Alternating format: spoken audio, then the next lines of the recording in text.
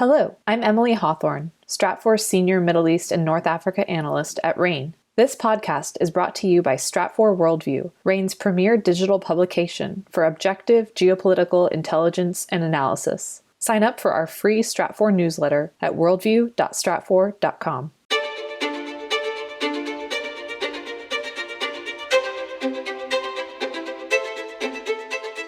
Welcome to RANE's Essential Geopolitics podcast, powered by Stratfor. I'm Emily Donahue. Afghanistan. So many events in so little time. A Taliban takeover, a frenzied U.S. withdrawal, a seemingly crushed opposition, the return of Al-Qaeda. Here to give us a view of events going on behind the headlines is Charles Thorson, Stratfor Global Security Analyst at RANE. Welcome, Charles. Hi, Emily. Maybe the first thing I could ask you is, how have jihadist groups reacted to the Taliban's takeover of Afghanistan? Well, so there have been two sets of reactions from jihadist groups. There have been the reactions from Al-Qaeda-affiliated groups, such as Al-Qaeda Central, Al-Qaeda in the Islamic Maghreb, and Al-Shabaab, that have been generally positive of the Taliban's takeover of Afghanistan, that have generally praised the Taliban's victory, and generally tried to extract propaganda victory from the takeover.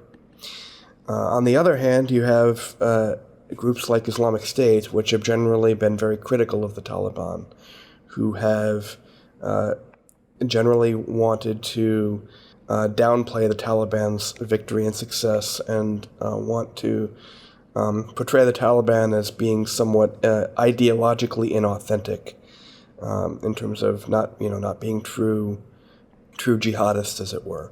So you have kind of two separate sets of reactions. Well, I'm just going to jump in here with a quick question. The Taliban announced recently that sharia law would be the rule of the land in Afghanistan. Is that not authentic? Yeah. So from the perspective of Al-Qaeda's point of view, they would view the Taliban's approach as an authentic approach. The Islamic State takes a harder line, and so what Islamic State is mostly critical of in particular is other Taliban statements saying that they would be indicating that they would be more pragmatic, that they want to have positive international relations, other factors aside from the strictly religious framework. I see. So talk to me a little bit about the terrorism threat in the next few weeks. What are we looking at? What kind of short-term terrorism threat might there be?